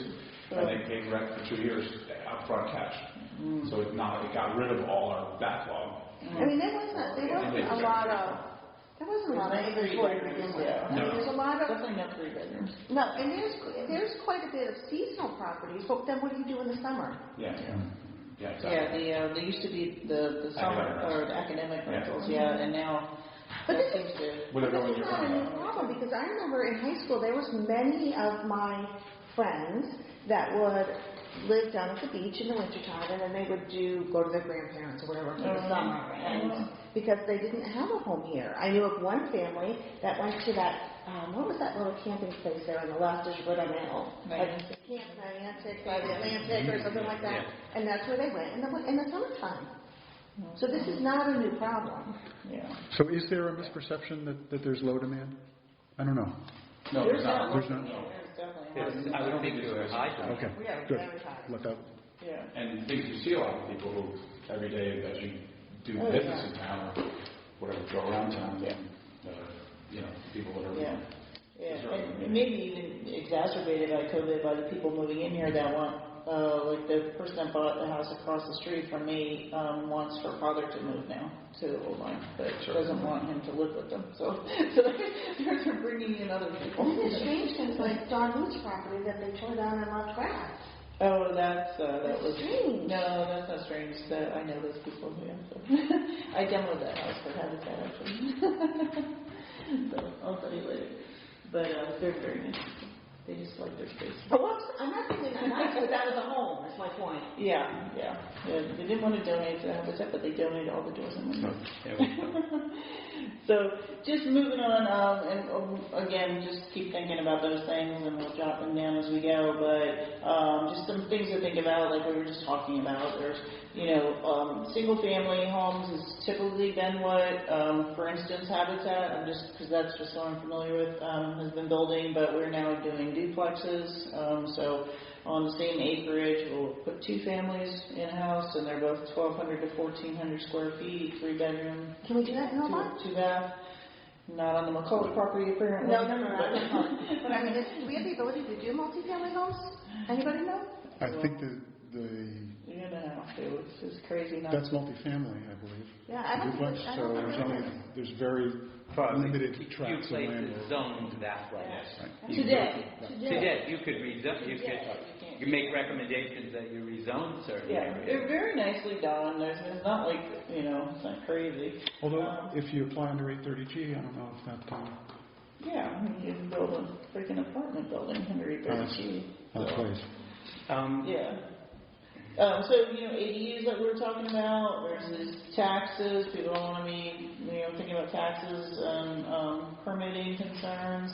We just spoke about the Lime example. Maybe we'll talk to Tim and Stephen about that. Conversions, there's so many examples out there about other towns in Connecticut who have done, like, somebody donates a house, like, this condo down here on a line perhaps, and turn it into condos that are senior living, or a home for maybe 10 senior citizens, that they can live in. Lots of examples like that in Connecticut that we can refer to as communication, vehicles or examples to planning and zoning and the selectmen. The other options would be just trying to keep seniors in their houses, and so is that something that we want to tackle? I'm not really sure, but there's a lot of seniors here that have been in their houses for 70 years and they want to stay there, and they're falling apart. And I just recently, a house across the street from me, he had an incident, paramedics came, but then the house was condemned. When Dave Rivera, everybody had to come in, and see it, and it was horrible, a horrific situation he was living in. And now he's back in the house because everybody pitched in and fixed it up. But, so things like that maybe we can help out with. So that's something to think about. Individual housing, there's a lot, of course, we talk about seniors. So again, seniors, widows, etc. Maybe tiny homes are an option. There's a tract of tiny homes down by Cherry Stones, and it Are those looks considered very affordable? cute. No. They're not deeded affordable, no. Okay. And almost always there's no way a single person is selected for a Habitat or a Hope home, but it's an apartment, yes, a leased apartment, yes. And then there's, of course, what you see in Old Saybrook and other towns where they want to put in larger apartment buildings, and only 30% of them have to be affordable. So you might have, talk about student population, so if that's on the myth list or the concern list of citizens, if you have 244 families moving into a complex, but only 30% of them are affordable, you have, the other 180 families that are also going to school here. So there's things like that we just want to keep in mind that. Jen, why are single people not eligible? Well, first of all, so Habitat builds a standard home, which is 1,400 square feet, so it's 3-bedroom, 2-bath, and so they won't mortgage that to a single person. Jen, 2 things on this. One is that first bullet. That's Habitat. You might want to expand that beyond duplex out to this notion of missing middle housing, where it's duplex to quadplex and small clusters that you would put. It would be multiplex and small clusters that would fit on the infrastructure that would typically be for a detached single family, but have basically the same water and septic requirements. For instance, 3 acres at McCullough Covered. Yeah, let it go. It's not going to change. I know. And so there's one. And the other one would be looking at blighted or distressed properties. So if you look at what happened up at Spencer's Corners, that Hope took those distressed business condos up there and converted that into affordable housing. Mm-hmm. And this kind of links in with housing upkeep. Conversions, yeah. For yeah, the conversions. Examples in Connecticut of like schools. But specifically for distressed or blighted, because that's come up in town too. I heard it come up in the Planning Commission in the public hearing on the POCD was about blight and distressed properties. And there may be an opportunity to intersect with that. Absolutely. Okay. All right. All right. Very good. So then let's move on to communication and sort of engagement and community outreach. So benefits basically of engaging early. We have a year, to deliver a plan. However, the benefits of engaging early obviously are inclusion, like we can get everybody's feedback. The education of the need, but also the education of the understanding of what we're talking about, defining affordability, getting input from a variety of people, assistance in the development of properties. So, the more you communicate, the more volunteers you get. So it could be good for us from getting different ideas and things that are already done. So just a reminder, basically, I'm sure you all know that, but. And so this is one of the things I swiped from the North Hills COG, Northwest Hills COG in Connecticut. So it's part of like the River COG, that kind of Council of Governments. So if we kind of look at proactively how we're going to do this, they've suggested in multiple forums, also the RPA, whose acronym I'll get to in a minute because I keep forgetting what it is, but that the town selectmen actually, do a lot of the communicating, or at least join in the communicating, and that they help us to engage other commissions, other boards, the business owners, etc. But once we do the assessment, which we pretty much have already done through the exploratory committee, we want to look at community perceptions. Whether we go with what we understand, what we just talked about as far as the myths and perceptions, or we want to do something more official, or we want to rely on the RPA survey that they did of all the towns in Connecticut. I think we have a lot of information there that's all going to come down to the same common denominators, basically. But understanding community perceptions, and then reaching out to the community through a variety of forums about, like, it's kind of like Paul's Road Improvement Committee did, like, what do you want to see, like, what's your vision, that kind of thing. And then coming up with some goals and strategies that are forward-looking, not just short-term. Get more public input on those goals and strategies. Draft our housing plan, we'll set the timing for that. Get more input on that housing plan, and just to really keep re-engaging the community every chance that we get. Our kind of key success factors, which the other towns have found that are helpful. So kind of every step of the way, take a break, get some community feedback, and go forward with it, and then to adoption.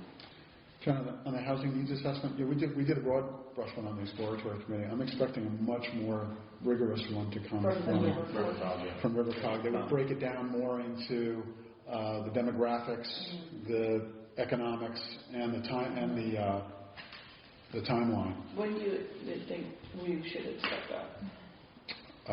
It's probably going to be late in the game. I wouldn't expect it before. It'll be late breaking, but hopefully we'll get access to some data first. Okay. And we can get a little jump on this because even though we're in the Lower Connecticut River Valley region, if you look at that CCOG, the Southeastern Connecticut Council of Government that they did with SECHA, Southeastern Connecticut, I forget. Council Housing. Oh, the housing one. Yeah. That's a heavy read, but there's a lot of really good data in there, and I expect something more like that from River COG. Okay.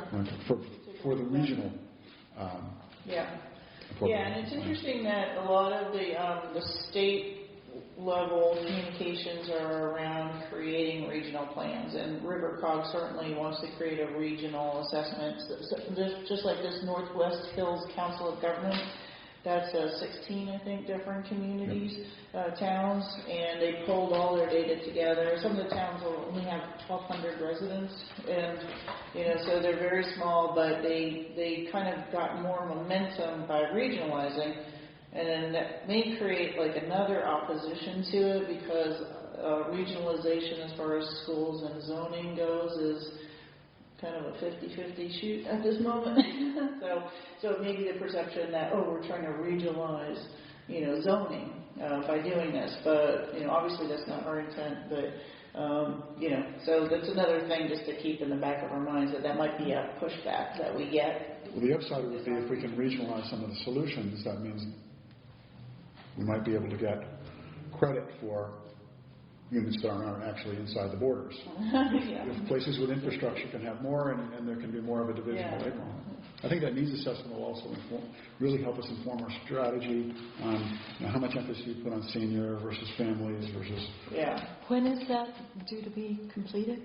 You meant later it's going to be later in the year. Are there pieces we could pull out of the process, or data that they have? I'm hopeful. Okay. Yeah, they just put out the RFP a couple of months ago and just hired the consultant. So, but the data's out there. What I believe the consultants are doing are polling the system. Yeah. And census data and HUD data. Yeah. You know what may be interesting? You do have outreach to business owners and people who work in our community but don't necessarily live here. Yes. With COVID, that might be very interesting to see how that dynamics change, because everybody's fighting for employees right now. And when you can't find employees, I think high up on the ranking there is, I don't want to travel all the way to the line to work. So how much of the input from business owners that they're feeling pressure to actually get involved in this? And the Economic Development Commission has some thinking on that. Yeah, I think that's why Stonington actually put that under the Economic Development. I think it's key to looking forward to, what's your town going to look like if in an ideal world you could house everybody that you wanted to house. Certainly those people that take long commutes, whether they have families or single or whatever, affordable housing would definitely be up the top priority for them to try to find in our community. Yeah. Just as an example, my son used to work at Home Depot in Waterford, and he's like, that was a hellish commute. He couldn't stand it. So now he's here in town. Anyway, so this is just your point. So basically, I think we need to build more of a more specific audience, and maybe it's specific to Old Lyme, and our needs. And if we can think about, who are all these people that we need to engage, then we can come up with kind of those communication talking points for each of their needs, on the hierarchy of needs kind of thing, and see if we can create some content that would address those multiple things. So if we could just quickly brainstorm, I just put here taxpayers, because I wanted to include the people who are non-residents, and own summer homes here. So taxpayers being, kind of all the people that own property here, business owners, developers. I'm not sure. I don't know any developers here myself. And then, I would think the boards and commissions and, things like that. But we'll have to just build on this, and then we can maybe segment our audience, to figure out what kind of communication messages we need to combine together. And it's brainstorming, so you can shout that out at me, and I'll write it down. Well, also you can like do names. Civic organizations. Advocacy groups. But even not advocacy groups, I think is important. But that's one. But I'm just thinking of the different. I don't know. We have I don't know what we have. Do we have Lions and Rotary and, you know, VFW? or anything of that. And then also the Better Business Bureau. Yeah, the Chamber. The Lawnmower Association. I guess they're sort of like a business, but it's kind of like special. Even the library and the library vision, these kinds of things that are important in the community. Yes, I think really even the school. The school, I think, is important. Yeah, administration. And I don't really know any, like, do we have developers here, but I know we have owners of big developments here. So I wonder if you know, much like, I don't want to run into the issues that HRIC ran into with a lot of things, but, you know, we don't want to get too caught up in it. We just kind of want to hit the highlights as far as messaging goes. And I don't know if there's a touch point between us and the Halls Road Improvement Committee where they have this vision of, you know, having a walkable street for Halls Road with some type of housing there. Mm-hmm. And, you know, that certainly should be a consideration, I think, that we should have a touch point with them, EB20 and Harold. Absolutely. To figure out what their intent and thoughts are, because they've done a lot of work over the last couple of years. Mm-hmm. You know. They're very intent on it being market rate housing. Yeah. On market rate housing, yeah. Because it's a big cost. But they're not developers, so. No, and there's mixed use opportunities because you have higher density there. Yeah. Well, going back to the idea of engaging employers, you might not think of the school system right off the bat, but Oklahoma and Arizona, if you go and look at the tiny home developments that they've actually created because they have such a teacher shortage. Sure. They can only pay starting teachers, I think, like $28,000 a year or something. And you know, if you're graduating from college and you're $100,000 in debt, you can't afford much. So what they did was they built developments of tiny home communities, so that the teachers could come in and have a residence while they were, again, young, single in most cases. Just wanted they wanted to teach desperately, but the housing wasn't there. But your school system is your biggest employer in town. Sure. Yeah. So I mean, coming at it from the angle again of we're not looking for a problem to solve. There is a problem, and we're trying to solve it. Rather, it engages people in a different way of saying, okay, I can sympathize with a college graduate who can't afford either a sizable rent or even thinking about home, but wants to work in my community. Yeah. I mean, you can think of any countless number of other people that are engaged in probably making a decent living. You know, I'm thinking of Jeff at All Pro probably has mechanics out in his garage and making a decent living. But can they afford to live in our life? So how do you engage that group of employers to get the rest of the town to get excited about, hey, this is what we're trying to do with affordable housing? It means the mechanic that's fixing your car can live down the street. And the record guys have to be close to be able to respond within a certain period of time. Yeah. Or volunteer firemen, or you know, whatever it is that people that are involved in town. So something to address. It's cut for that one, which is the volunteer organization. Yeah, the volunteers. Yeah. Windows, fire department. Visiting nurses. Yeah. I mean, so in your experience, are these volunteers volunteering as a volunteer after having a primary job, or are they just volunteers, 100% volunteers? Primary job. I guess it's not maybe older people, but I know a number of people who are on the fire department. They have a regular gig. They do that. They have a regular job. Yeah. Okay. I got one more for you. Churches. I mean, we know already about Yeah, that. of course. How did I leave that out? Yeah, that's crazy. Yep. Okay. State government, our local reps. Yeah, that's good. We have to get the message out that we're doing things. And also get recruit their help. Get their help. What's her name? Who's I don't know, somebody spoke at in Deep River. She was a rep. What do they call them? I don't even know in Connecticut. Is it a state representative? Is it a Congress? Yeah, from 18 to 20, 2018, 2020, and now she's in charge of a commission having to do with. It was about affordable housing. The rally a few weeks ago. Anyway, I probably have her name written down. Okay. But it works both ways. What we're doing and then what they can help us with. Yeah, and I mean, we've gotten a lot of help from the reps at state government. But, I mean, definitely we could use more help.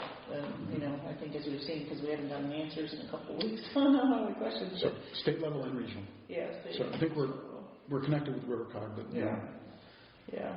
Okay. All right. Good. So again, think about the key messages that if we want to partition these groups, what are the key messages? We'll think about what the common messages are. Then we'll think about what the specific messages are for that we need to address with, let's say, the schools or the faith community, etc. So that's how we're going to partition our communications. And so this is just sort of a generic strategy slide, so we want to be making sure that we're focused on, what we need to do. We know where we want to know where we are, and we want to know where we're going, and it is a process, so, putting out a 5-year horizon, but we don't want to just plan for June 30th of next year. We want to plan a little bit further than that, because this is just a plan that's going to have to be updated again and again, and we want to make sure that we're following a path that gets us to that longer term plan versus just June 30th, 2022 plan, just to satisfy a mandate, from the government. So I can't endorse that strongly enough. It's going with the strategy and work back. Yeah. And the incremental strategy, in my experience, when you do that, the shape of the curve tends to look more like a pendulum. It does, because we probably won't all be here, so new people come in and keep going back and forth. All right. So just to wrap up, so we already have a ton of resources out there that have already they've created their plans, they're in the process of creating their plans, they have suggestions on plans, they have outlines on plans. Number one being the exploratory committee that we all participated in last year, and that final report, which the selectmen adopted, and that's the reason we're here. We've got habitats, a wealth of information there, hope, a wealth of information there. RiverCog, as Michael said, is leading the way basically in funding a lot of the data assessment. The Northwest Hills Council of Governments has already created their plan. This is the one, RTA, that I always forget, Regional Planning Association. It's a department of the state of Connecticut, and they have been helping the tri-state area, actually, create affordable housing plans since 1992, they say. So they should be a wealth of information. I've only seen very limited information, which Michael sent out to everybody, but I do plan on tapping into their websites and more. And all of these, RiverCog, NHCog, and RPA have websites where there's even more information, that we can find out. Alice, I think some of you might be familiar with them. Mm-hmm. It's a great group. That targets a certain income level of employed people, and they have very strong metrics for needs-based information, data that we could include in our presentations for why we need to support people in our community that are at that level. There's the Partnership for Stronger Communities, and of course the Department of Housing at Connecticut State. And then we have some town surveys from RPA. They did a very thorough town survey. There's the 830G and J legislation. And some of these outreach examples that I referenced there, mostly from NHCOG and RiverCog, they even did like webinars and Zoom meetings over the last 2 years to kind of just like 30-minute meetings with the community. Like just, sign on to see what we're doing. We're going to throw some information at you and have a Q&A forum. And then RPA developed this process guidebook for how to develop affordable housing plan. And they're really calling it more of a housing diversity plan versus an affordable housing plan, which I thought was interesting. So, and I think that's kind of the perception, that people have as affordable housing. Maybe it's just what we're talking about is housing diversity. And we have to have a diverse set of housing options for people at all, levels of income. Yeah. And, we're not talking about removing the stigma of affordable housing that we saw in those 5 myths versus, just having a diversity of housing options available to college students all the way through. I think that's really important to emphasize in our messaging. Yep. Yeah. And also who our target audience is. That's going to be very important. Yeah. Because they're already in our community, or one way or another, whether they're here living in a not a great situation, or here working and driving back and forth, or or in mommy and daddy's basement. There's things out if you do the math from the Alice and the PSC profiles, there's 800 to 1,000 families in town who are in suboptimal housing situations.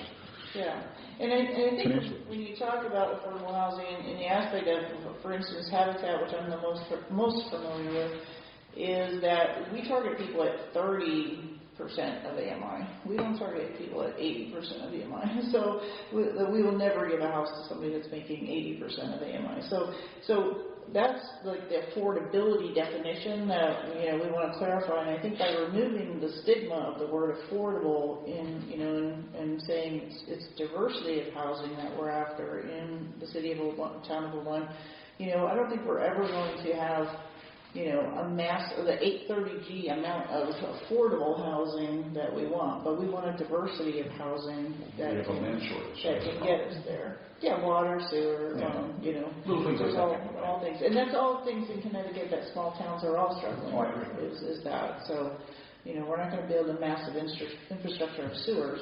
Ooh, that's another resource. To do that. Which is the, thanks John for WCCA? The Council of Small Towns cost. Okay. I'll add that. Because they specifically get at. Yeah. They have a broad scope of activity, but within affordable housing, they're specifically looking at the unique challenges that small, environmentally sensitive towns without a lot of infrastructure are up against trying to. And they have a legislative agenda. I was just looking at something the other day that said that Bridgeport has 56,000 plus, people below 30% AMI. And, so that's a whole different challenge than what we're facing. And so, I think that we have a manageable chunk that we can manage. And, I think that, with everybody working together, I think we could do it. It's just, a matter of educating the community, but also, everybody getting on board with the messaging and feeding back to, I think it's important that we're all on the same page, feeding back to people about what affordability is and what affordable housing is and what diverse housing is versus, what the perceptions are. So. And what it is for Old Lyme. Yeah. Exactly. That's what I mean in the context of Old Lyme. Because even look at the shoreline. So you look at Stonington, for example. You think of that as a relatively small shoreline community, but then you look at their plan, and they have infrastructure. So they're kind of targeting their affordable housing into the Route 2 corridor in Pawcatuck and the Route 27 Seaport area, where they actually have infrastructure and they can do it. And we don't have that. So.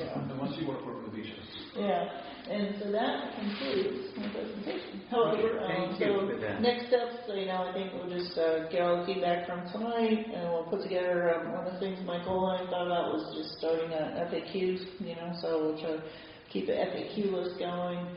And try to get that content creation going. One of the things that several groups spoke about was having a positive narrative about about community values. So what is the values that Old Lyme, values? That we heard it time and time again about the character of the community, but if we could get down to something a little bit more, is it opportunities, which is, I think, is what we heard tonight, was we want to make sure that, everybody has opportunities to tap into what Old Lyme offers, as far as education and jobs and things like that. And then they're also, go about like the equity in health and sustainability, et cetera. So let's think about what values that we think that Old Lyme might want to emphasize. And then we'll get down to brass tacks about, how we're going to do it and making it accessible to everybody and the timing of our messages, working backwards from our strategy and back down. Good. Thank you. Thank you very much. Good. Can I ask, in any of your discussions when you were putting out your report last year, were you talking about what level of affordability? Is it workforce housing pretty much, which is... We charted workforce, and correct me on this, we had workforce starters, workforce, and seniors. Yes. Were the three. Is that slide for the agenda? So It'll be... starters, young families, students. So we cover the whole spectrum, recognizing that the needs are different and maybe both in terms of the nature of the housing and the quantity that would be needed.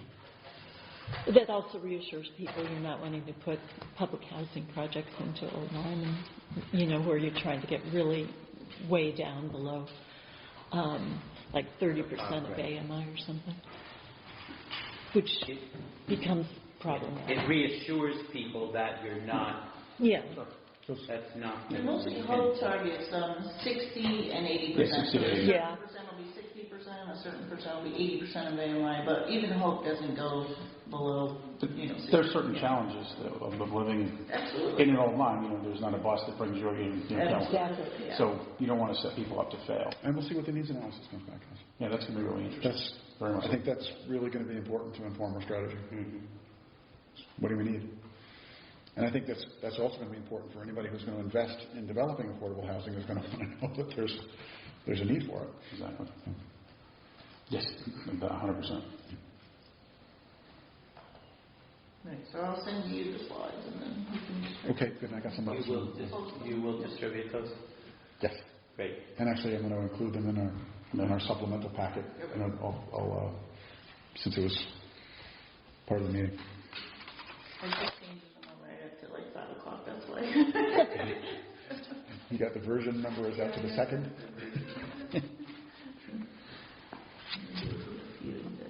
Okay, there you go. Okay. Anything else on this item for tonight? It'll certainly be... That was very helpful.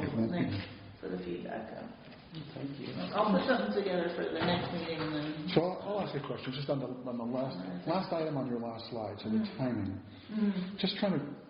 When do we want to target being prepared to start some of these discussions? Well, I think we need the feedback from RiverCog first, just to give us the information that we need to go out with as far as data. Yep. So we should say, did you know this is our situation right now? I think we kind of have to know our present situation.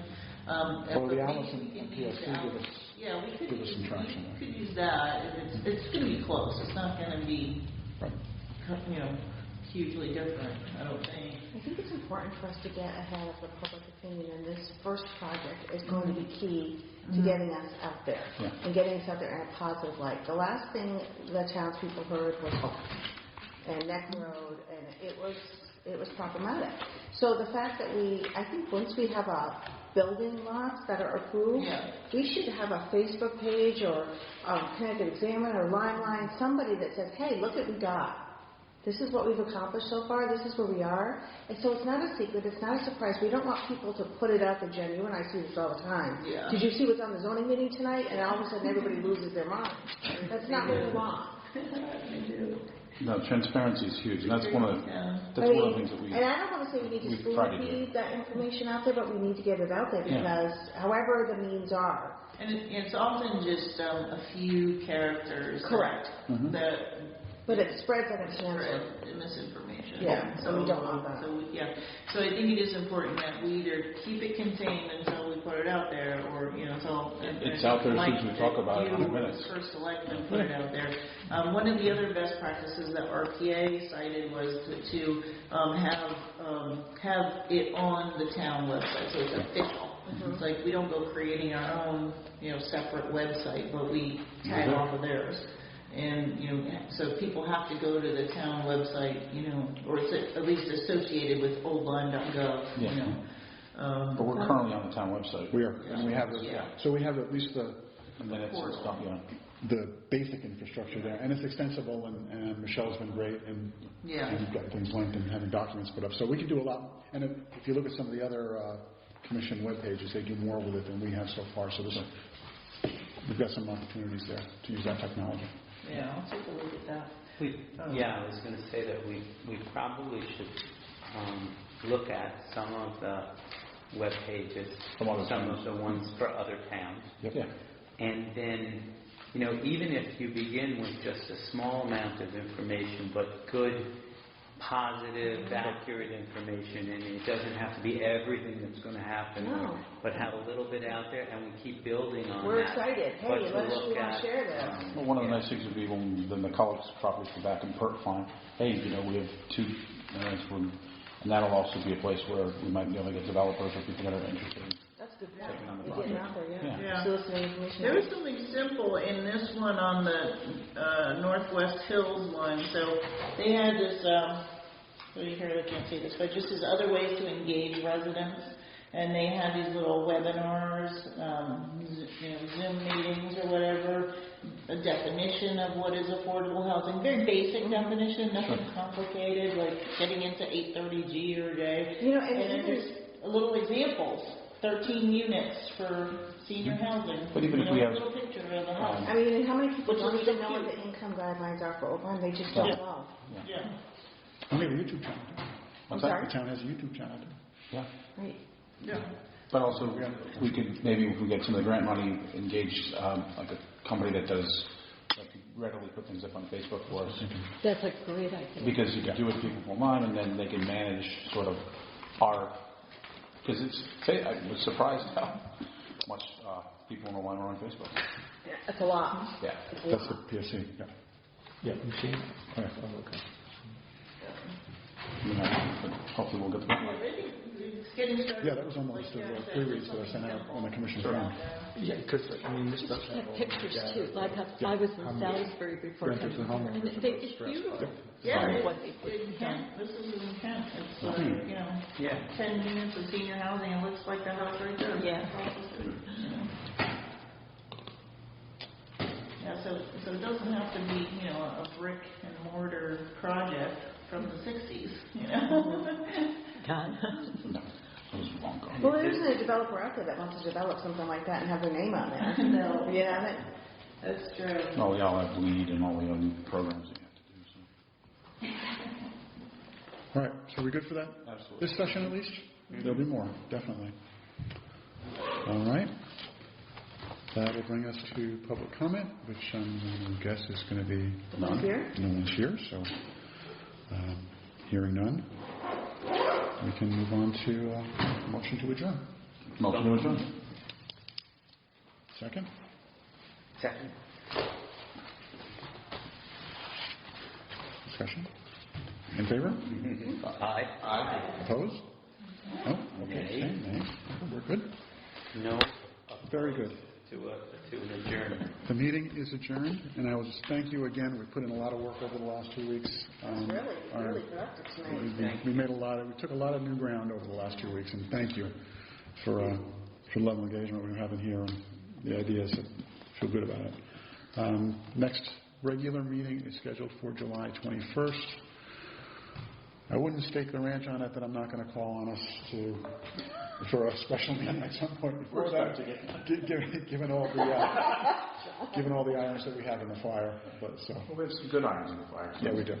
We're actually positive direction. Well, it'd be nice to hear. Well, They got that work done and everything's good there. They did the resolution. We got the answers to the questions. Those would be all good things. And as a result, we have $15 grand. Right. So with that, I'm going to stop the recording.